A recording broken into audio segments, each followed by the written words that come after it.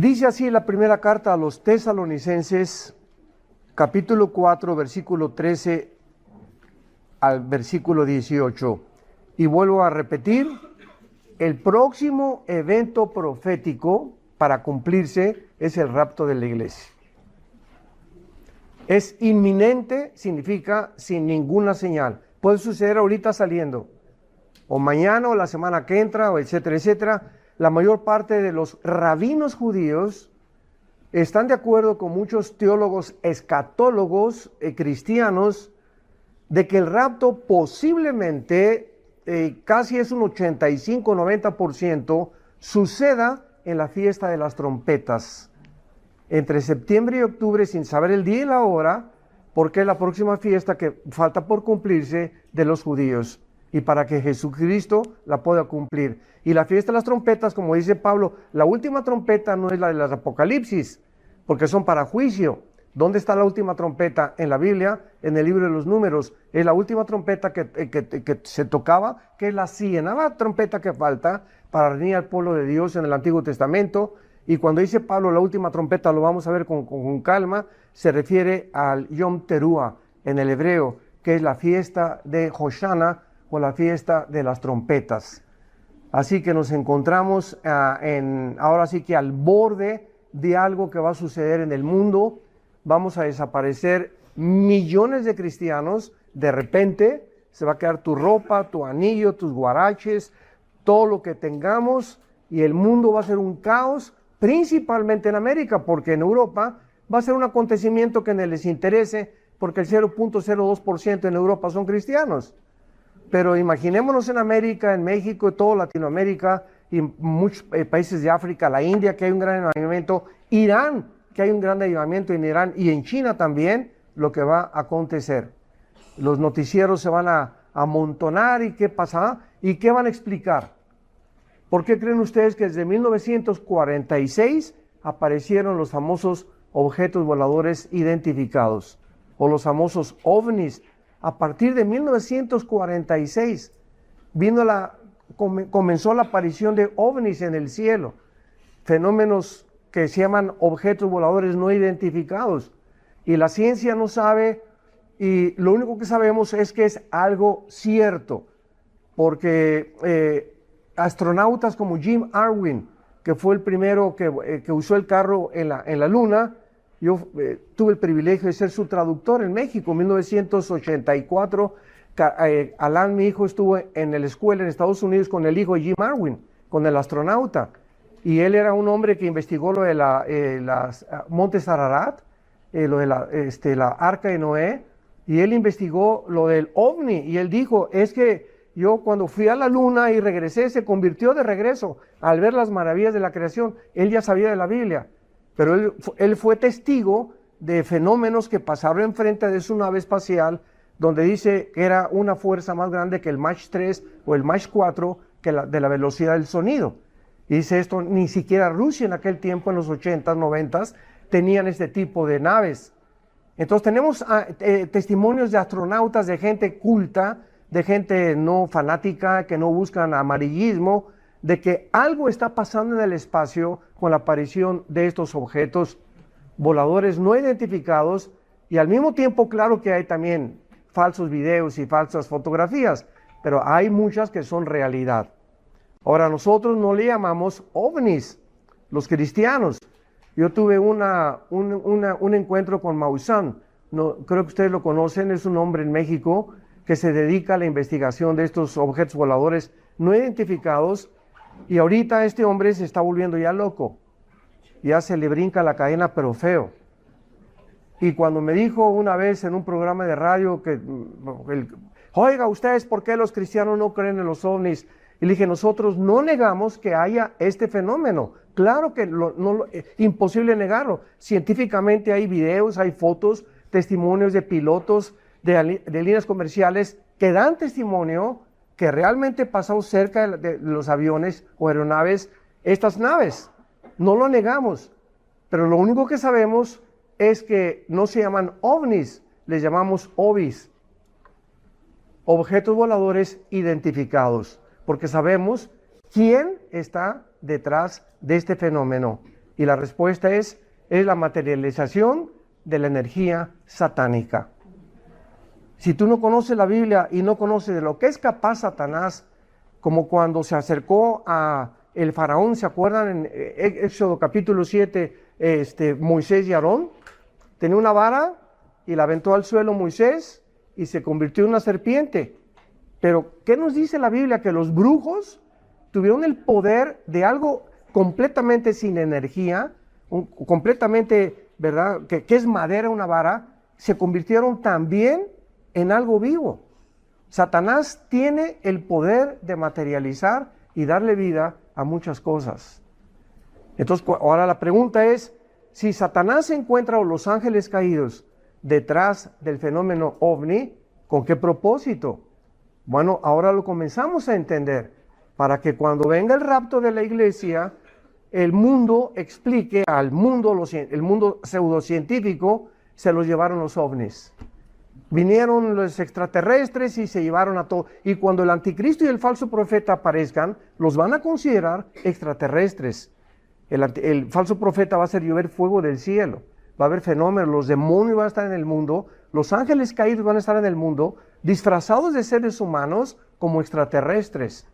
Así que todo el escenario está preparado para los próximos meses o los próximos años que acontecerá en el mundo que vivimos. Y nosotros, adiós mundo cruel, ya nunca te veré. Ya nos vamos, hermanos. Se los digo con todo mi corazón. Prepárate para encontrarte con tu Dios. Dice la Biblia, primera de Tesalonicenses 4, versículo 13. Vamos a leerlo con calma y tratar de hacer una exégesis un poco más aplicada a las palabras originales. No queremos, comienza Pablo diciéndole a esta iglesia, no queremos que ignoren acerca de los que duermen. La palabra dormir se aplica en el Nuevo Testamento para los que han muerto en Cristo. Y no significa, o lo vamos a demostrar, que los muertos no están inconscientes. Lo vamos a demostrar a continuación. Entonces, Pablo no quiere que nosotros ignoramos qué sucede a la hora de morir. ¿Quién podría explicarnos qué es la muerte? Nadie. Nadie más que alguien que fue a la muerte, como Jesucristo, ascendió al trono y bajó a decirnos que Él tiene las llaves de la muerte y que nosotros vamos a tener un cuerpo semejante al de la gloria suya. Entonces, Jesucristo es el único personaje en la historia. Buda no resucitó, Mahoma no resucitó, Confucio no resucitó, ningún líder sagrado de ninguna religión se ha atrevido a decir, yo soy la resurrección y la vida. Entonces, Cristo es el que nos da el testimonio de que Él puede decirnos qué es la muerte. Y en la Biblia encontramos detalles, como lo vamos a ver, pero increíblemente pequeños, que nos determinan y nos dicen con una seguridad absoluta qué es la muerte. Entonces la Biblia no quiere, Dios no quiere que tú sepas que cuando se murió tu papá, se murió tu mamá, está bien que le lloremos, 15 días, un mes, 2 meses, ¿no? Pero no como nuestros abuelos que se vestían de negro y a los 3 o 4 años le preguntábamos, oye abuelita, ¿por qué estás de negro? Estamos de luto. Un luto inexistente, un luto pagano, un luto que el cristiano no puede llevar. Es una mezcla de tristeza, pero al mismo tiempo, cuando alguien se muere en nuestra familia, y si es cristiano, nos consuela saber que se encuentran en un lugar mucho mejor que nosotros. Nos consuela, nos lleva de paz, saber que partieron y están en casa con el Señor. Así que esto es lo que la Biblia y Pablo quiere comunicarle a esta iglesia. No quiero que ignoren acerca de los que han abandonado este mundo. Y vamos a ver a continuación qué dice. Para que no se entristezcan como los otros que no tienen esperanza. El mundo llora a sus muertos 6 meses, 1 año, y ay, se murió y pasaron 2 o 3 años y viven en el pasado, ¿verdad? Qué triste que una persona de 55, 60, 70 años de edad, la tendencia de los no cristianos es, ay, lo que no hice, y cuando vivía con mi chaparrita, y cuando tenía mi caballo, y siempre regresando al pasado. Y nosotros como cristianos Siempre debemos proyectarnos hacia el futuro. Y el pasado ya no existe. Lo que hiciste en los 70s, en los 80s, en los 90s, ya no lo vas a volver a revivir. Tenemos que vivir el presente y continuar viviendo para el futuro. El pasado no puede ser una carga en el presente para impedirte que te proyectes al futuro. Ten mucho cuidado en la forma en la que tú ves y la perspectiva de la vida. Para que no nos entristezcamos como los que no tienen esperanza. Porque si creemos, ahí está el sí condicional, si creemos que Jesús murió y resucitó, así también, vean lo que dice, traerá Dios con Jesús, cuando Jesús venga en el rapto con nosotros, va a traer ¿a quiénes? Subráyalo, a los que durmieron en Él. Desde Pentecostés a nuestros días. En el Antiguo Testamento la iglesia no existía y los que murieron en el Antiguo Testamento no estaban en Cristo. No había sido formado el cuerpo de Cristo. El Espíritu Santo no había bautizado, identificado, amalgamado a los seres humanos en un solo cuerpo, y el Espíritu Santo entraba en el Antiguo Testamento, se salía de los santos de Dios y se quedaban solos, pero desde el Nuevo Testamento el Espíritu viene a tu vida y jamás se vuelve a salir hasta el día de la resurrección. Efesios 1, 13 y 14. Hasta el día de la glorificación de nuestro cuerpo. Si creemos que Jesús murió, traerá a Jesús a los que durmieron en Él. Esto nos implica claramente, ¿verdad?, que los muertos ya están con Jesús y no están en el cementerio. Un cristiano nunca regresa al cementerio a llevarle flores a su difunto. Nunca. Hay un chiste mexicano que dice que celebramos en México, creo que en otros países también, el famoso Día de Muertos. Y es un día que se acostumbra en que todos van al cementerio y unos le llevan comida a los muertos y otros flores. Y entonces llegó, así le llamamos, ¿verdad?, la señora Pompidou, una señora muy elegantemente vestida con un ramo de flores, y pasó cerca de la India María, que tenía una olla de mole. Y entonces pasó la señora Pompidou y le dice a la India María: India bruta, ¿cuándo crees que tu muertito se va a tragar ese mole que le trajiste? Y le contestó la India María: ¿cuándo venga el suyo por las flores? O sea, tanto los muy cultos o muy ricos como los muy pobres, ¿verdad? Es un paganismo impresionante. El paganismo gobierna todas las clases sociales. ¿Pero por qué? Porque no tienen esperanza o van y le lloran y se hincan ahí y ya no hay nada ahí. Están los puros gusanos. Así que el cristiano ya no regresa al cementerio, ya tu pariente está con Dios en el cielo o en el infierno. No lo sabemos, pero no están ya jamás en el cementerio. Y rápidamente me han preguntado qué es bueno cuando una persona se muere, la cremación o enterrarlo.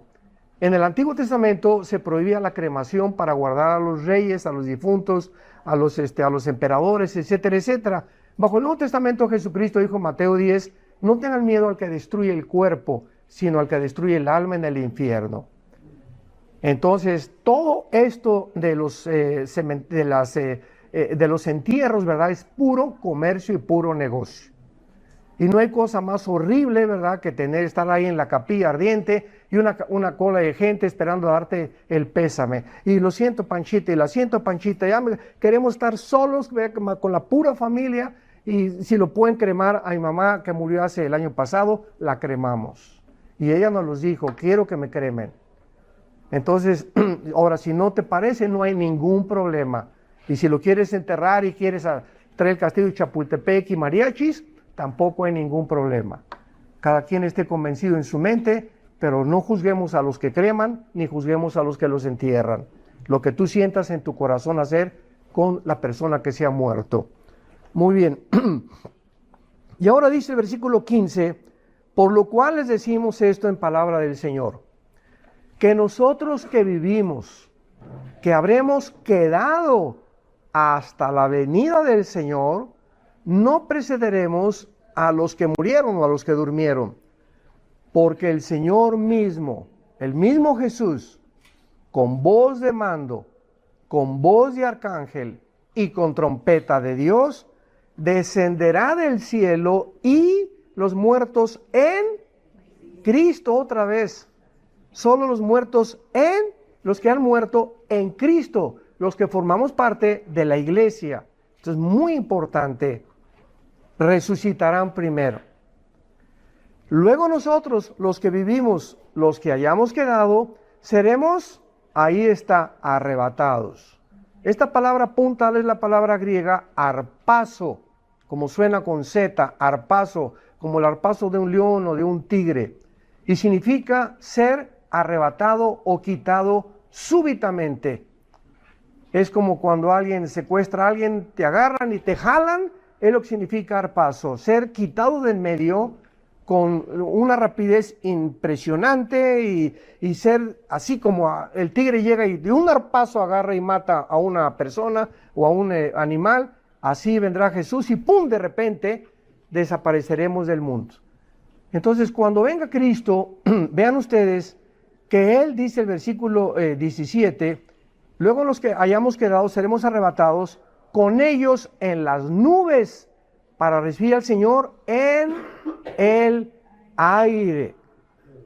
En la segunda venida de Cristo, Él viene, Zacarías 14, del 1 al 4, a poner sus pies en el monte de los olivos. En la segunda venida de Cristo, el sol se oscurecerá, la luna se pondrá como de sangre, se oscurecerán, habrá fenómenos cósmicos y vendrá con nosotros. En el rapto viene por nosotros y en la segunda venida viene con nosotros, 7 años después de la tribulación o de la semana 70 de Daniel. Porque hay mucha confusión en que el rapto y la segunda venida es lo mismo, por una falta de exégesis clara de las Sagradas Escrituras. Entonces, cuando venga el rapto, si viene ahorita, la próxima media hora, pues millones de personas van a desaparecer, los muertos van a resucitar, y nosotros vamos a ser transformados en un santiamén. Lo vamos a ver en Corintios, el apóstol Pablo, en un cerrar y abrir de ojos. De repente van a voltear y el esposo no va a estar la señora.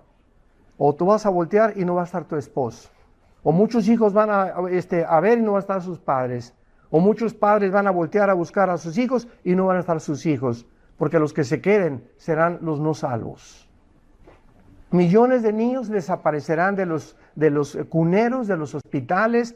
Todos los niños se irán y desaparecerán, menores de edad, se irán en el arrebatamiento. Cristianos y no cristianos.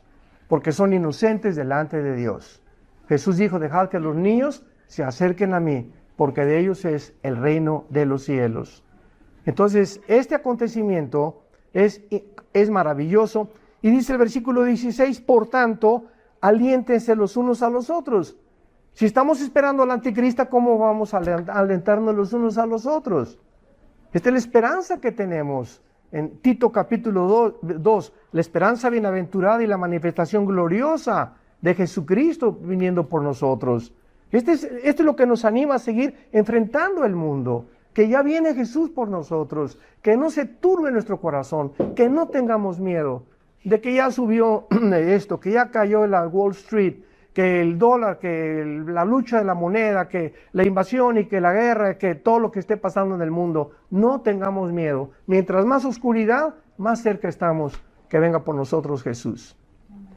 Así que esto es lo que nos alienta. Entonces, si alguien cree que la segunda venida y el rapto es lo mismo, pues entonces estás esperando al anticristo. Y nosotros no estamos esperando al anticristo, estamos esperando a Jesús que venga por nosotros en el aire.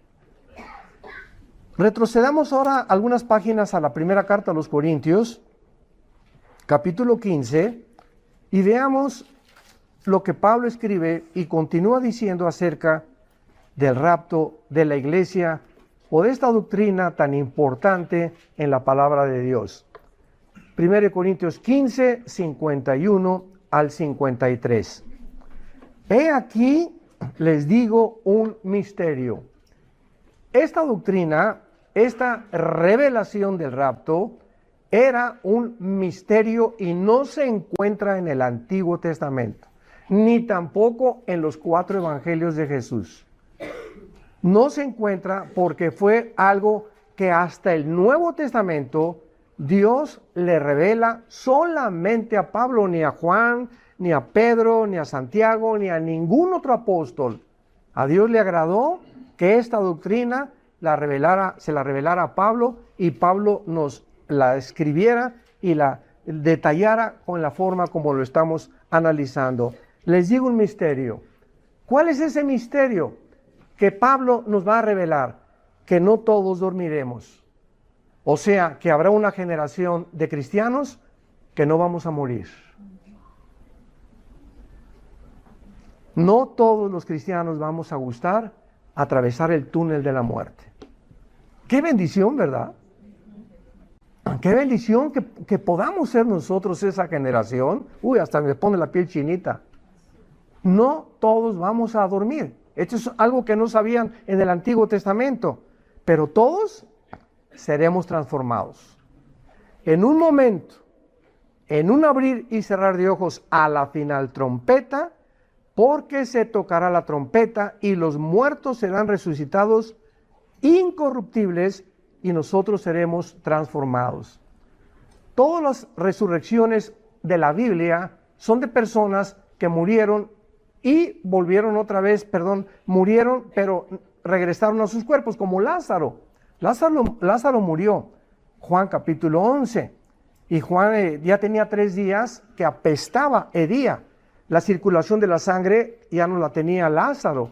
Todo su sistema celular se comenzó a descomponer. Imaginémonos el cerebro sin oxígeno, más de 5 o 10 minutos. Tenía 3 días Lázaro, que ya todo su sistema, ¿verdad? Su anatomía, todo estaba completamente ya desintegrándose, ya hedía. Y de repente Jesús se acerca a la tumba y le dice: Lázaro, ven fuera. Vean lo que sucedió. Ayer vimos que somos espíritu, alma y cuerpo. Ok, Lázaro muere, y en Santiago, en el libro de Santiago dice la Biblia que el cuerpo sin el espíritu está muerto. Entonces el espíritu de Lázaro salió, pero cuando salió y se comenzó a descomponer el cuerpo, el espíritu es el que da vida. Entonces el espíritu de Lázaro no sabemos dónde anduvo esos 3 días, pero cuando Jesús dijo: Lázaro, ven fuera, le estaba hablando al espíritu, no a su alma. Y el espíritu regresa otra vez al cuerpo de Lázaro, entra el espíritu dentro del cuerpo de Lázaro y comienza a regenerar sus células, a volver a la circulación de la sangre, a reestructurar sus neuronas cerebrales, a hacer que su corazón vuelva a palpitar por la palabra de Dios.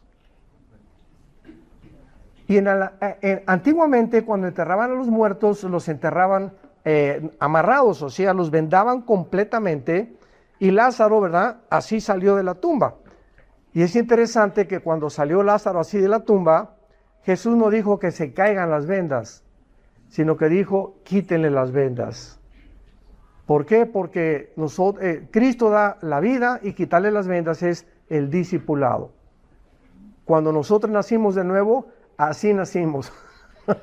De nuestra antigua vida, ¿verdad? Veníamos ciegos, débiles, incapaces de hacer nada sin Jesucristo. ¿Y qué es el discipulado y el cristianismo? Que las vendas, que poco a poco, a través de los maestros, de las conferencias, de los estudios bíblicos, sin que te des cuenta, te estás desenvolviendo, hasta que eres libre completamente y ya tienes una vida cristiana victoriosa. Pero toma tiempo para poder llegar a estar completamente libre de toda venda de esclavitud, de la ley que nos ata y que nos quiere mantener fuera de la libertad que nos dio Jesucristo. En un momento, en un abrir y cerrar de ojos, se tocará la trompeta, los muertos serán resucitados incorruptibles, o sea, ya nuestro cuerpo no estará sujeto al deterioro celular ni a la muerte, y seremos transformados. Porque es necesario que esto corruptible, o sea, el cuerpo que tenemos ahorita, se vista de incorrupción. y esto mortal se vista de inmortalidad. ¿No se han preguntado por qué?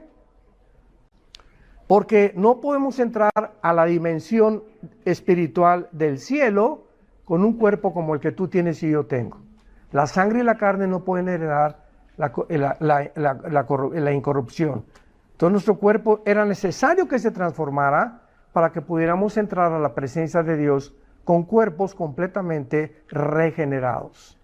No podemos entrar con el pecado tampoco entre nosotros, por lo cual era necesario que fuéramos transformados a través de una resurrección de entre los muertos. Muy bien, ahora vamos a continuación a demostrar con la Biblia que las personas que mueren, como hay una secta que sigue los testigos de Jehová, que dicen que están dormidos, y otros que están inconscientes. Pero la Biblia da muchísimos ejemplos, voy a dar 2 o 3 ejemplos de los muertos que han pasado la otra vida y están en plena conciencia de sus facultades mentales. Ahora fíjense en esto. Los pensamientos, dice la Biblia, no están en el cerebro.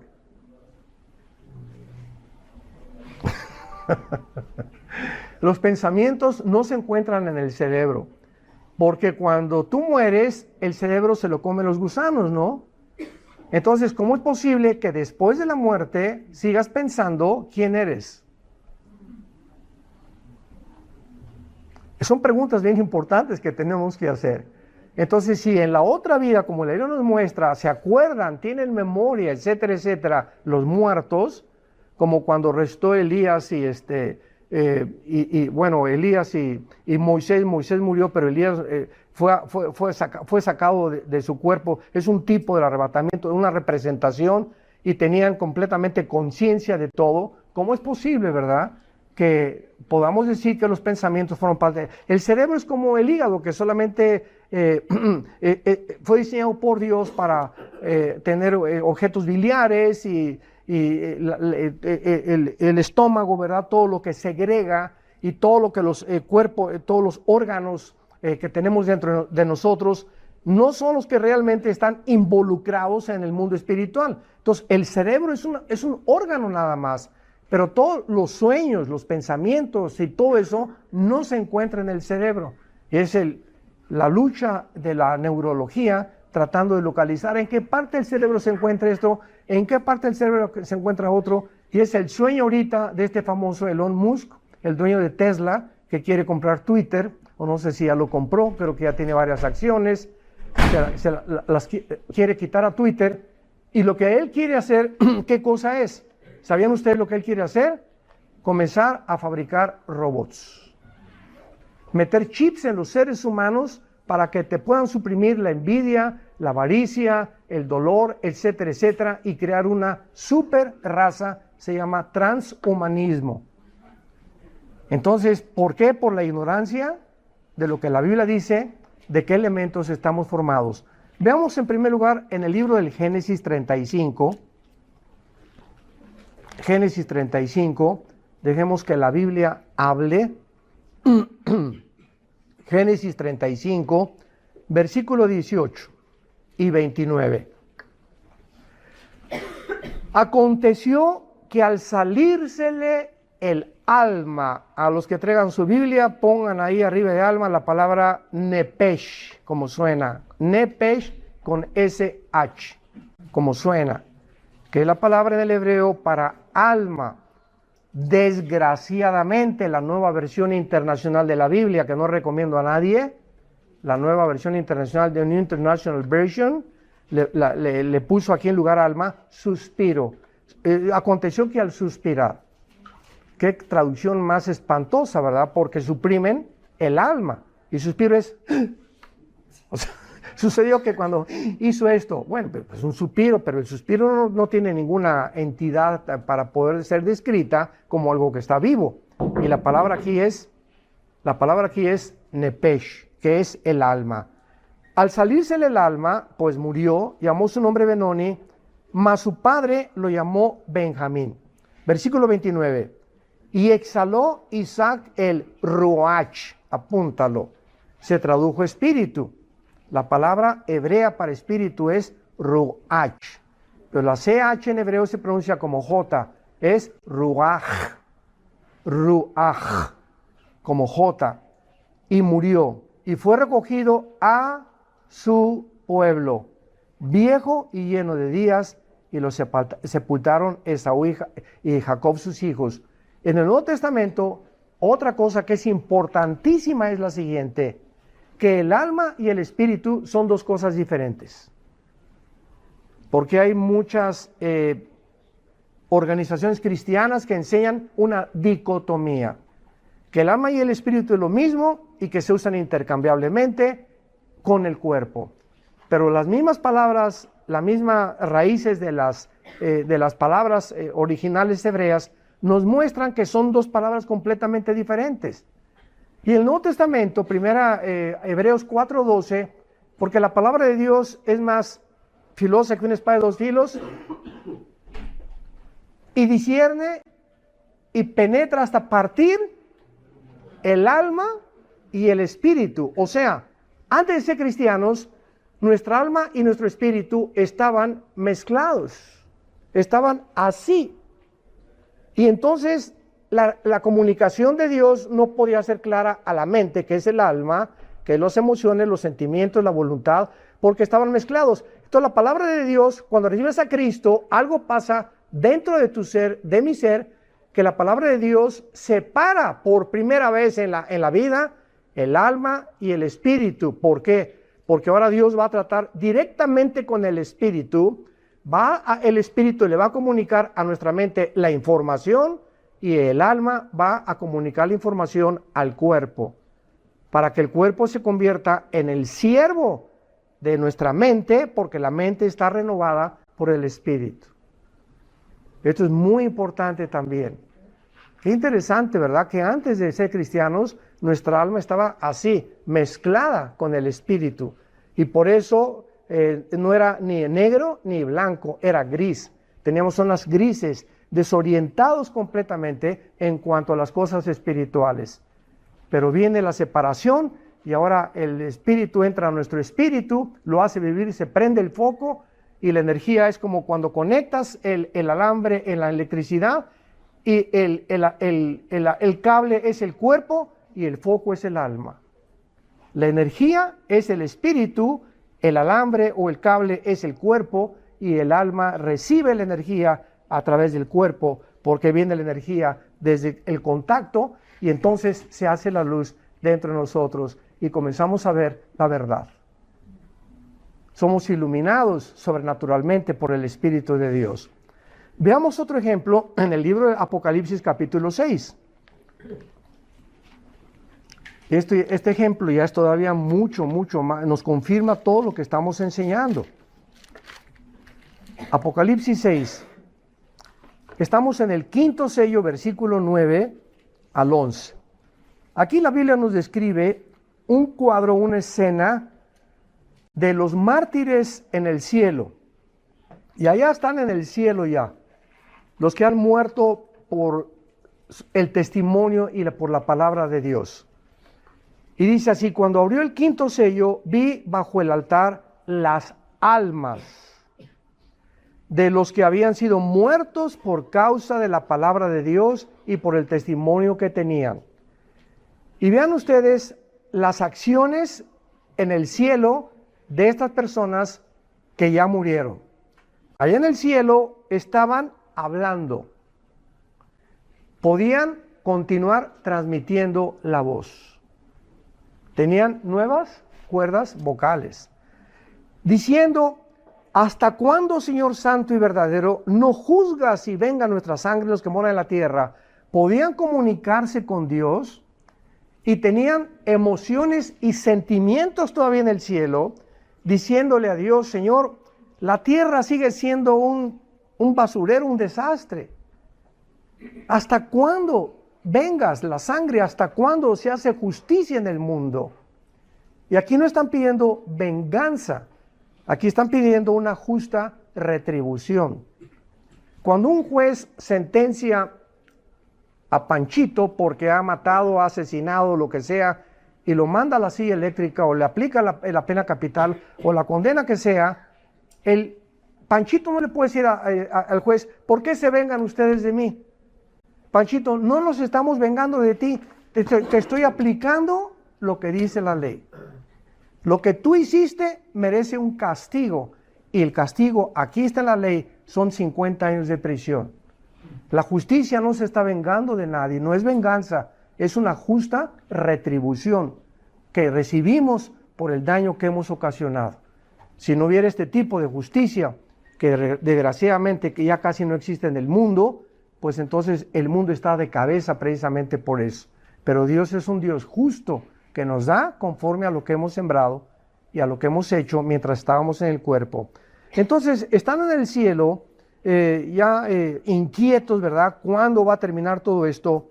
Y se les dieron vestiduras blancas.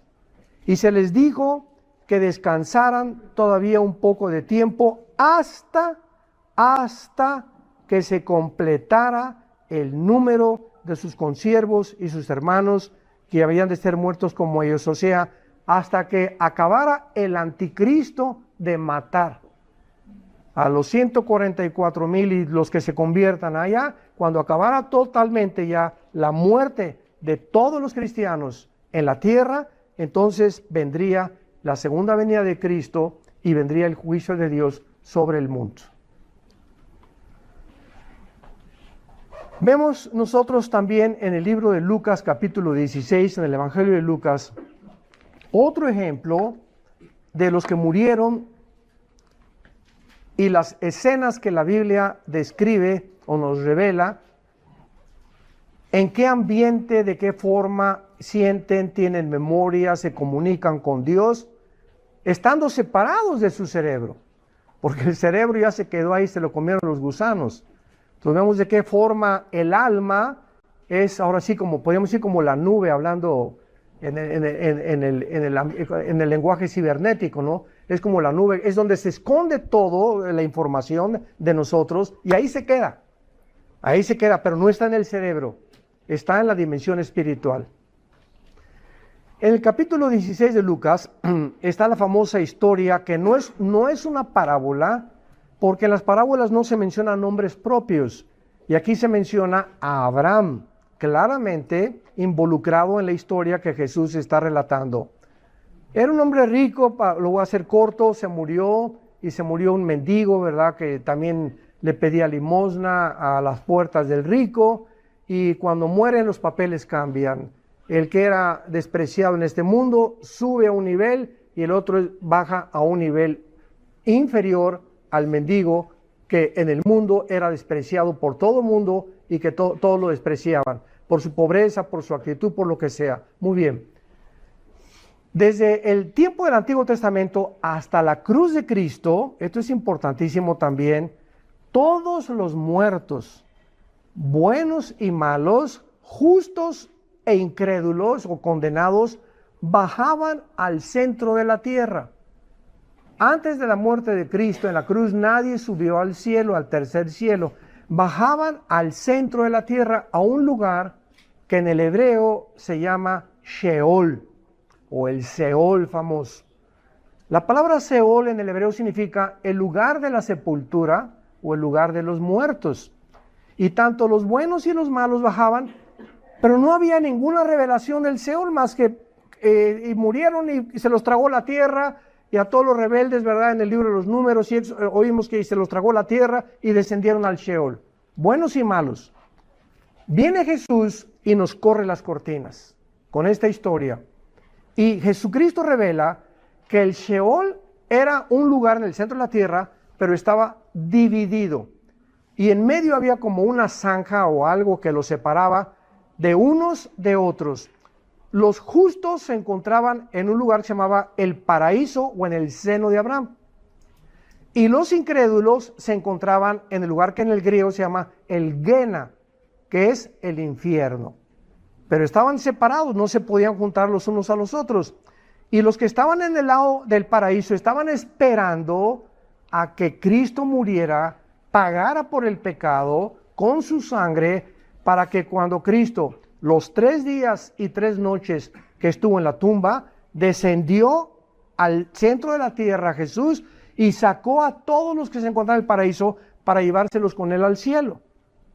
Y desde Cristo a nuestros días, todos los que morimos en Cristo, nos vamos inmediatamente al cielo, ya no bajamos al centro de la tierra, porque el precio ya fue pagado.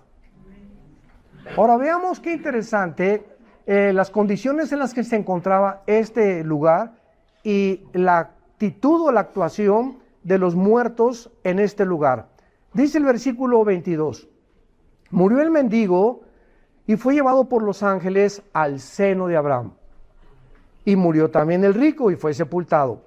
Y en el Hades, es la transliteración del hebreo o de la versión Septuaginta, que se tradujo del Sheol, se tradujo al griego Hades.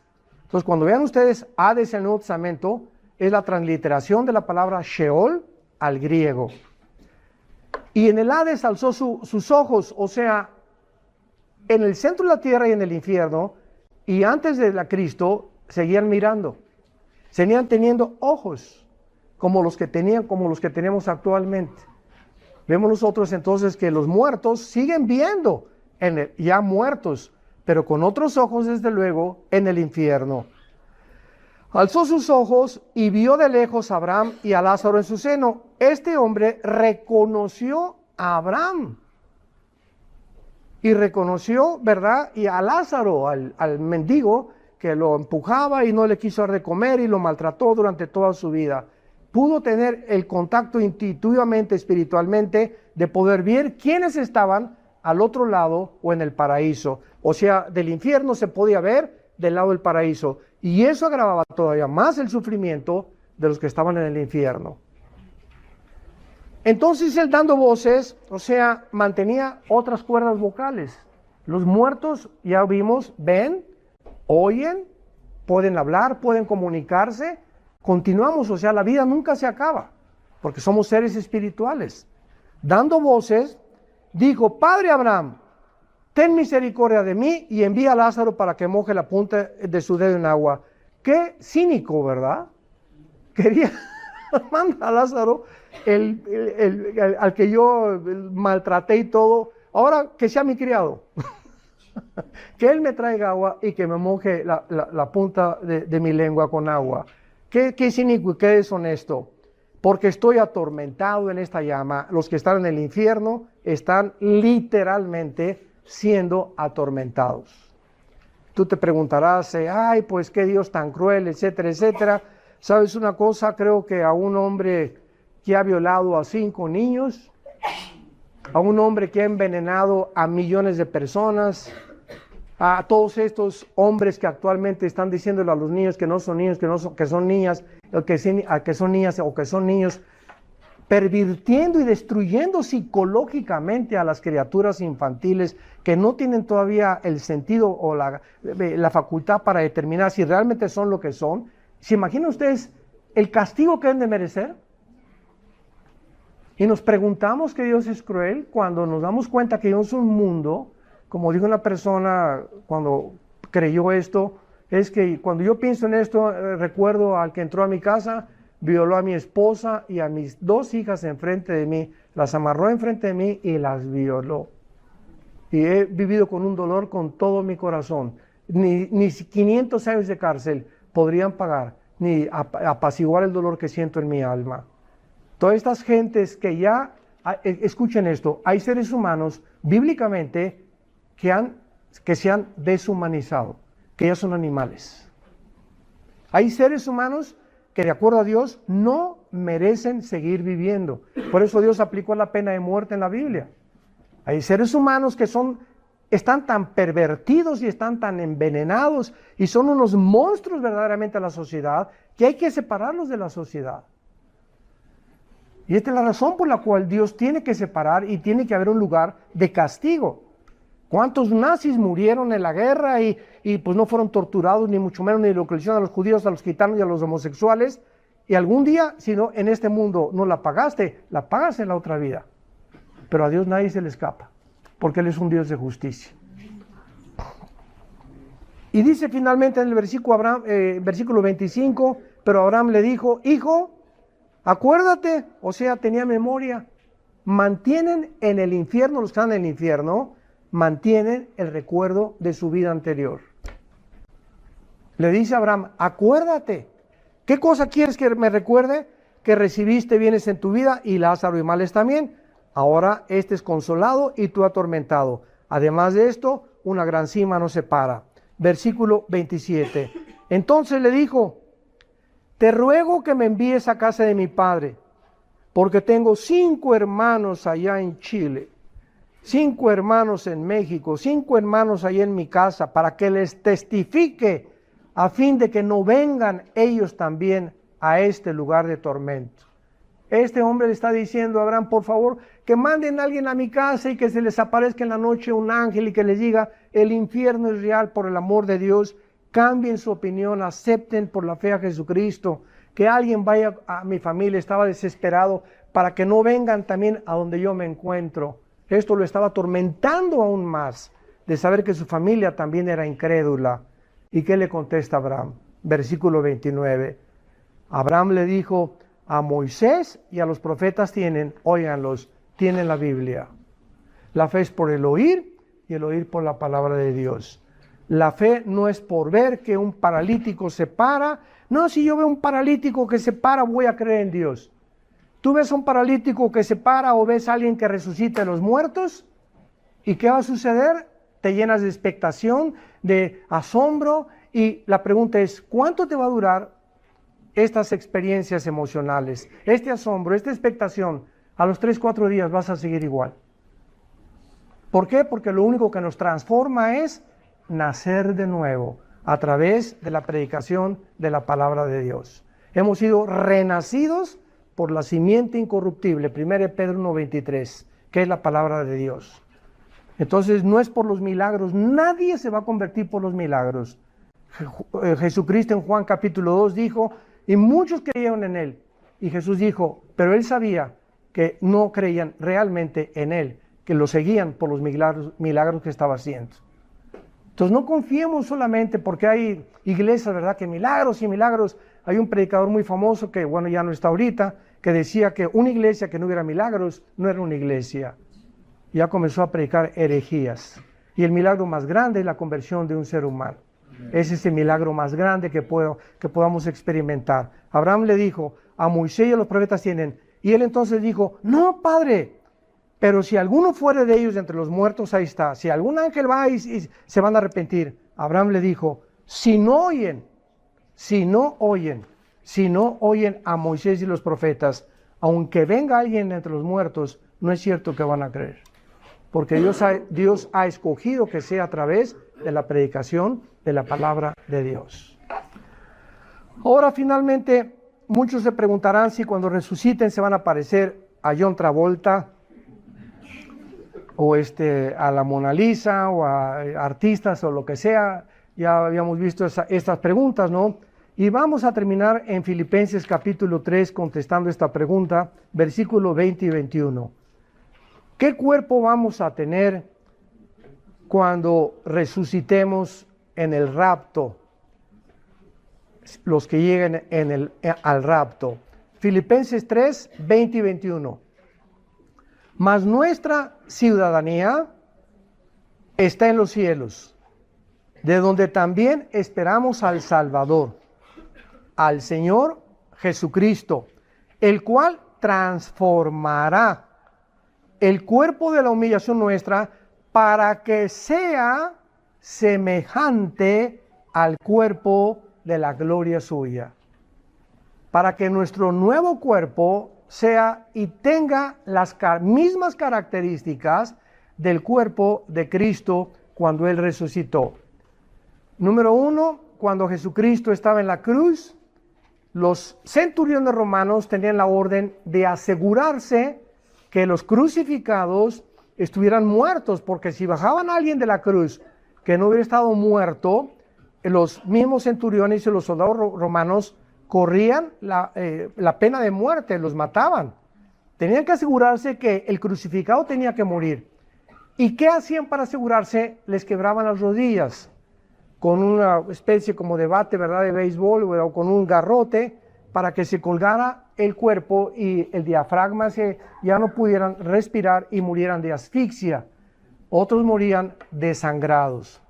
Pero cuando el centurión romano se acercó con Cristo, estaba escrito que a Cristo no le iban a quebrar los huesos de las rodillas. Era una profecía. Y cuando el centurión romano vio a Jesús que estaba realmente muerto, dijo, por si las flies, ¿verdad? Como decimos, por si las moscas, agarró una lanza y del lado izquierdo a la derecha lo atravesó de lado. Y el apóstol Juan escribe que salió una gota de agua y mezclada con sangre del costado de Cristo. Así lo escribe Juan. Y vi salir una gota de agua de sangre mezclada con Cristo. Y ahora, 2000 años después, la cardiología moderna nos enseña que cuando el agua y la sangre se mezclan, fue por una rotura del pericardio.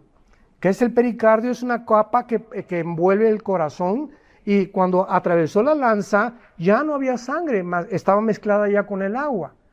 Entonces vemos nosotros que Jesucristo verdaderamente murió, y la pregunta es, ¿de qué murió clínicamente?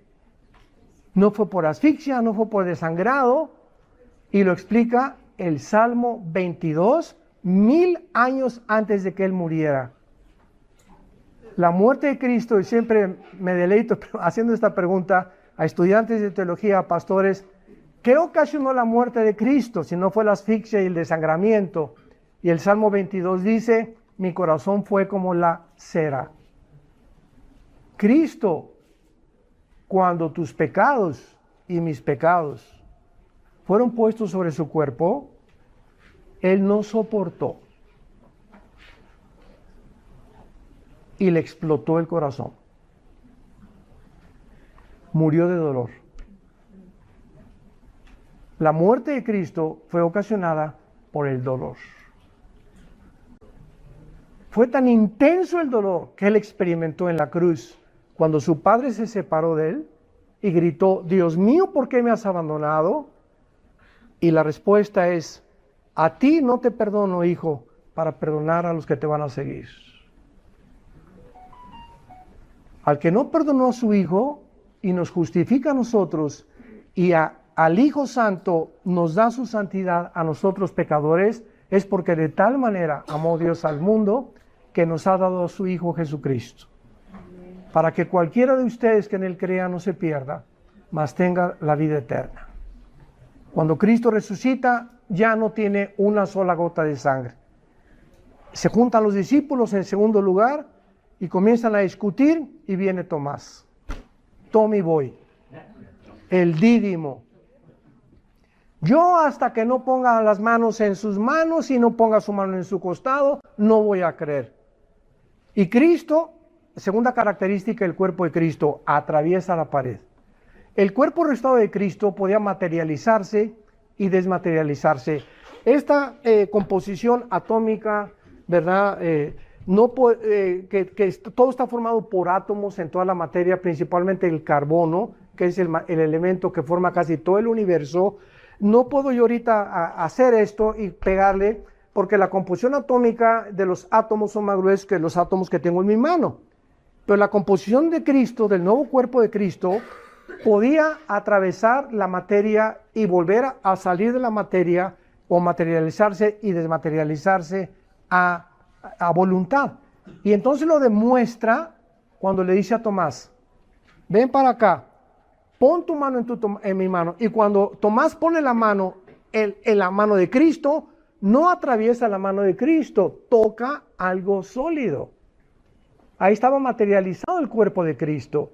Y cuando metió su mano a su costado, tocó realmente algo sólido, porque la composición de Cristo se podía materializar y desmaterializar. Podía volverse algo sólido y podía desmaterializarse, porque es la característica que vamos a tener. En tercer lugar, Cristo ascendió al cielo y la fuerza de la gravedad ya no obtuvo poder sobre su cuerpo. Él venció lo que nosotros no podemos vencer todavía, que es la fuerza de la gravedad. Y finalmente, en Lucas, en el capítulo 24, para terminar, ya Cristo camina resucitado, comienza a aparecerse a más de 500 personas, Y va caminando con 2 discípulos a Emaús y les dice a los discípulos, ¿no tienen algo de comer? ¿No hay por ahí algo de cordero que tengan por ahí? No, porque no estaban en Turquía, ¿verdad? Entonces, con Cristo, con su nuevo cuerpo resucitado, con nuevos ojos, nueva lengua, nuevas cuerdas vocales, todo, no sabemos la composición interna de nuestro cuerpo, pero lo que sabemos es que va a seguir asimilando comida porque comió pescado y miel. Entonces nuestro cuerpo resucitado será materializado, desmaterializado, no estará sujeto a las leyes cósmicas ni de la gravedad que está sujeto el universo, vamos a poder comer, etcétera, etcétera, y vamos a resucitar jóvenes. Ya no va a haber flacos, gordos, ¿verdad? Chaparros, altos, vamos a tener, me imagino, ¿verdad? Un cuerpo, ¿verdad? Pues bastante agradable. Por eso les digo a los jóvenes, espérense al milenio, para que se casen allá. No te la vas a acabar con la muchacha que Dios te va a tener o con el Rambo que Dios tiene para tu vida. Pero tenemos la Biblia, la palabra profética más segura, a la cual haríamos hoy más que nunca estar atentos. Como una antorcha que alumbra. No separes este libro de tu casa, de tu familia, de tu oficina, de tu vida personal, de tus hijos, de tus padres, y este mensaje compártanlo, porque tú vives y sigues viviendo, y yo también, con el único propósito de ser sus testigos. Todo lo que tú hagas en la vida, el dinero y por acá y por allá, son cosas secundarias. Dale la prioridad.